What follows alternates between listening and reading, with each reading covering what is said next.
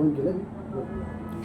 हिंदू हृदय सम्राट शिवसेना प्रमुख बाळासाहेब ठाकरे यांच्या विचारांप्रमाणे देशात महाराष्ट्र आणि जगात भारत एक नंबरचा झाला पाहिजे असे स्वप्न बघा.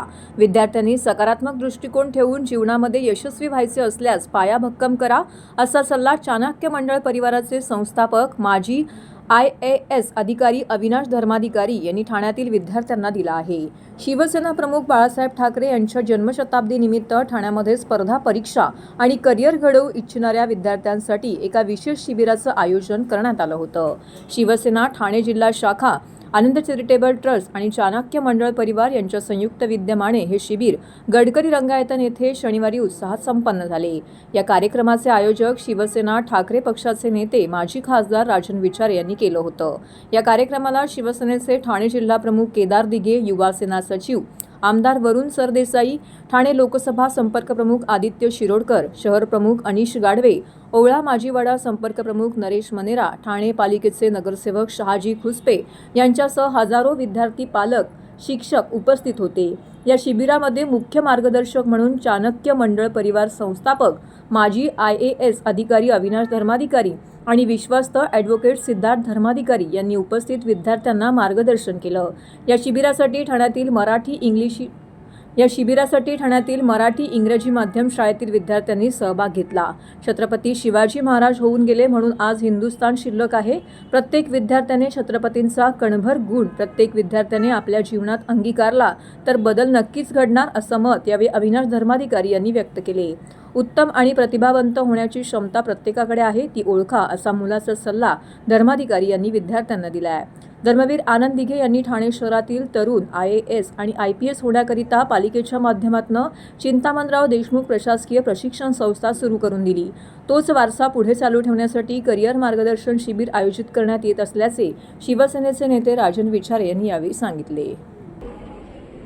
नक्कीच ठाण्याचं भविष्य म्हणून पुढे येईल अशा मी आपल्या सगळ्यांना खूप खूप शुभेच्छा देतो.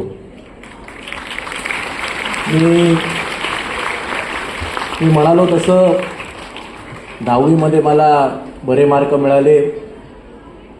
त्यानंतर सायन्स घ्यायचं ठरवलं. 11वी-12वीमध्ये सायन्समध्ये बरे मार्क मिळाले. CETची परीक्षा दिली. CETच्या परीक्षेनंतर तुमच्यापैकी सुद्धा तुमच्या पालकांनी, खूप लोकांनी तुम्हाला सांगितलं असेल, आपल्या भारतीय पालकांची एक सवय असते की आयुष्यात काय करायचं आहे ते कर, सगळ्यात आधी इंजिनियर नाही तर डॉक्टर हो आणि मग तुला मनात जे करायचं आहे कर. तुम्हाला सुद्धा कदाचित असं सांगितलं असेल. तसं माझ्यासुद्धा पालकांनी मला सांगितलं म्हणून मी सिव्हिल इंजिनियर व्हायचं ठरवलं. धर्माधिकारी सर नंतर मी आपल्याच या नवी मुंबईच्या दत्ता मेघे कॉलेजमध्ये सिव्हिल इंजिनिअरिंगची पदवी मिळाली. 4 वर्ष तिकडे अभ्यास केला. सिव्हिल इंजिनिअरिंगची पदवी मिळवत असताना युवा सेनेचं काम साईड बाय साईड छोट्या मोठ्या प्रमाणावर मी सुरू केलं. आणि मग तिकडनं ग्रॅज्युएट होत असताना GRE परीक्षा देऊन जगातील आणि अमेरिकेतील सुप्रसिद्ध अशा ज्या विद्यापीठामध्ये महामानव भारतरत्न डॉक्टर बाबासाहेब आंबेडकर शिकले, त्या न्यूयॉर्क शहरातील अमेरिका देशातील कोलंबिया विद्यापीठामध्ये मला मास्टर्स इन सिव्हिल इंजिनिअरिंग करण्याची संधी मिळाली. आणि मग मी तिकडे गेलो.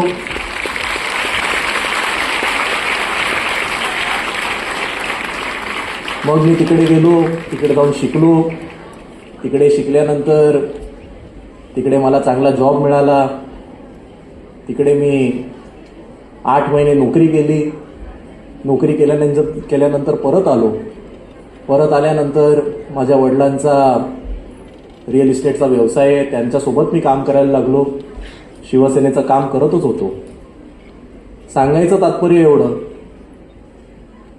तुमच्यासारखा जेव्हा मी समोर बसलेलो तेव्हा माझ्यासुद्धा मनामध्ये काही वेगळी माझ्या आयुष्याकरता, माझ्या करिअरकरता वेगळं प्लॅनिंग होतं. 12वी नंतर 10वी नंतर सायन्स नंतर इंजिनिअरिंग नंतर कोलंबिया नंतर न्यूयॉर्कमध्ये नोकरी. आणि एवढं सगळं केल्याच्या नंतर आज मी तुमच्यासमोर जो उभा आहे तो काही इंजिनियर म्हणून नाही तर शिवसेनेचा एक आमदार म्हणून उभा आहे.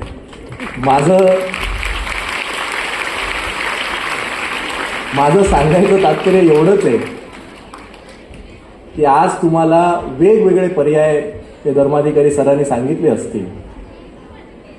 तुमच्या मनामध्ये जर कॉन्फिडन्स असेल, तुमच्या मनामध्ये तुम्ही जे काही ध्येय तुमच्या डोळ्यासमोर ठेवलं आहे ते पूर्ण करायची इच्छा असेल तर छोट्या मोठ्या कुठे यश मिळतं कुठे अपयश मिळतं यांनी कधी कृपया कधी कोणी विचलित होऊ नये. तुम्ही आता सगळे किती मला वाटतं 7वी 8वीतले मला वाटतं आहे कोण थोडेफार मोठे असतील. 10वीमध्ये कदाचित आपल्याला आवडतं ते कॉलेज मिळत नाही. मग असं वाटतं की मित्रांना चांगलं कॉलेज मिळालं मला मिळालं नाही, आता कसं होईल. 12वी नंतर पाहिजे तो कोर्स मिळत नाही. आजकाल कट ऑफ तर मला वाटतं किती 95-96% गेलेत. मग असं वाटतं सगळ्या मित्रांना ॲडमिशन मिळाली मला मिळाली नाही, आता काय होणार. आवडीचा कोर्स नाही मिळाला, त्यानंतर जिकडे जॉबला अप्लाय करतो कदाचित तो मिळत नाही. पण या कशानेही काही फरक पडत नाही, कारण मी एकाचा अभ्यास करत होतो आता वेगळंच करतोय. मोकळा वेळ जरी मिळाला, कोणी सांगितलेलं नाहीये, कोणी डोक्यावर बसलेलं नाहीये, कोणी परीक्षा आहे म्हणून नाहीये, त्याला किंवा तिला आवडतं म्हणून तो आपणहून आवडीने बायोलॉजीचं पुस्तक घेऊन बसतो. ज्यांना लक्षात घ्यायचंय त्यांच्याकरताचं पहिलं सूत्र आहेच बुद्धिमत्तेचा मत्ता कोणाही विशिष्ट जातपात धर्मपंथ याला दिलेलं नाहीये. पहिलं सूत्र आहे सर्वजण बुद्धिमान आहेत. तिसरं सूत्र आहे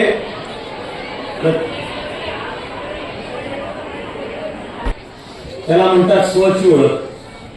चौथं सूत्र आहे त्या निवडलेल्या क्षेत्रात उत्तम, आणि मी चाणक्य मंडल परिवारामध्ये तरी त्याला नाव देतो आचाराची त्रिसूत्री. की जशी विचाराची त्रिसूत्री सांगितली होती, विचाराची म्हणजे स्वतःला ओळख, त्यानुसार क्षेत्र निवड, तरी त्यामध्ये उत्तम आणि प्रतिभावंत कसं व्हायचं की आपण चाणक्य मंडल परिवारात आणि समाजात 3 ते ऍक्शन पॉइंट आहेत. ऍक्शन म्हणून हे तुझ्याच आत आहे, ते कसं करायचं.